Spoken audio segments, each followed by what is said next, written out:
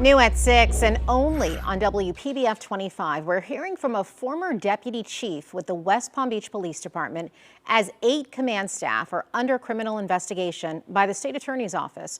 We first told you Friday the city asked prosecutors to look at evidence of alleged financial misconduct by those top officers. Our investigative reporter Terry Parker first broke this story and joins us now with some new information she's gathered. Terry? Felicia, the West Palm Beach Police Department is in turmoil with 2 simultaneous criminal investigations and 14 officers on leave, 7 due to a high-speed chase that ended up with 2 innocent people dead. The other focusing on allegations of double dipping and overtime abuse by the highest-ranking officers.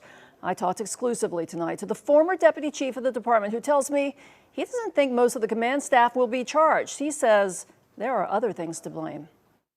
2 simultaneous criminal investigations of West Palm Beach police officers by the state attorney's office.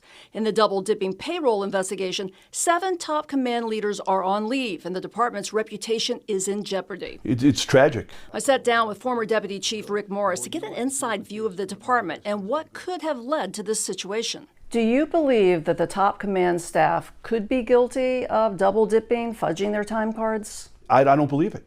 I don't. I truly believe that they have integrity. Now, I will say this. Sometimes there's a couple people that might have done something wrong.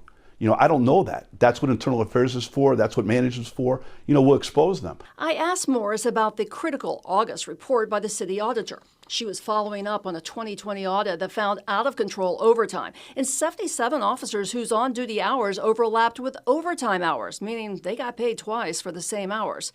The auditor said that out of 7 recommended solutions, the department had only partially implemented 3, warning the situation was ripe for fraud and abuse. We had to manage it. It wasn't being managed. This has been going on for 4 chiefs. And the bottom line is they had a bunch of variables that were very tough to fill. And one of the issues were captains weren't allowed to work overtime and lieutenants were making more money than they were. So morale-wise, we had to keep it balanced. Morris says he and former Chief Frank Adderley met almost weekly with City Administrator Faye Johnson to hammer out solutions. We've got to cut it.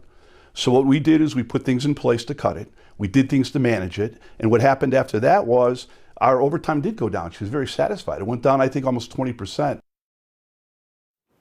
Morris and others have told me repeatedly the 2 systems the department uses to log hours and overtime don't work well together, but they've never been fixed or replaced. However, law enforcement sources also tell me top brass should have been monitoring that situation better. And that may be one reason the chief was fired.